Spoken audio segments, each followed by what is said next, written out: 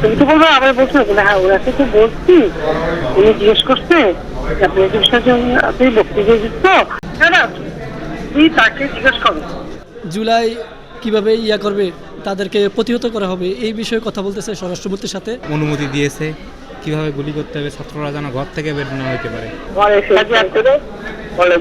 আচ্ছা তুই প্লিজ জিজ্ঞেস করো, আবার কথা জিজ্ঞেস করো। তুমি তো বলবো আবার বলছো না, হ্যাঁ ওনাকে তো বলছি, উনি জিজ্ঞেস করছে যে আপনি বক্তৃতা দিচ্ছ, তখন কি এই প্রস্তাবটা রাখছে কিনা।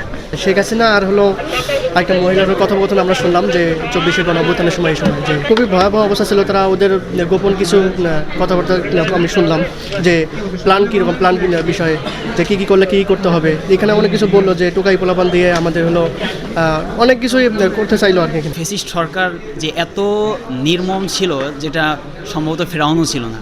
আমরা যে আয়নাঘরটা প্রদর্শনী করলাম, এই লাল টেলিফোনের কথা আগে শুধু শুনছি, আজকে নিজ কানে নিয়ে শুনলাম যে তার যে হুকুমগুলো ছিল, যে পড়ানোগুলো ছিল, সেটা খুবই দুঃখজনক। এবং সে যে কী মনের মানুষ ছিল, তার মধ্যে মানসিকতা বলতে বা মানবিকতা বলতে কিছুই ছিল না, আমার যেটা ধারণা। জুলাই কিভাবে করবে, তাদেরকে প্রতিহত করা হবে, এই বিষয়ে কথা বলতেছে স্বরাষ্ট্রমন্ত্রীর সাথে সাবেক স্বৈরাচার শেখ হাসিনা। তাদের ভিতরে ছিল হিংসার সবসময় মানুষকে কিভাবে কি করা যায়, ঘায়েল করা যায়, হত্যা করা যায়, এগুলোই তাদের ভিতরে, এগুলোই সবসময় লালন করতো। তাদের কণ্ঠ শুনে অনেক খারাপ লাগলো। তাদের মুখে যে কথা শুনলাম, তারা দেশপ্রিয় না, তারা ভারতপ্রিয়। আন্দোলনে কি অবস্থা না অবস্থা, কেউ কি মারা গেছে নাকি, এসব বলছে আর বিস্তারিত।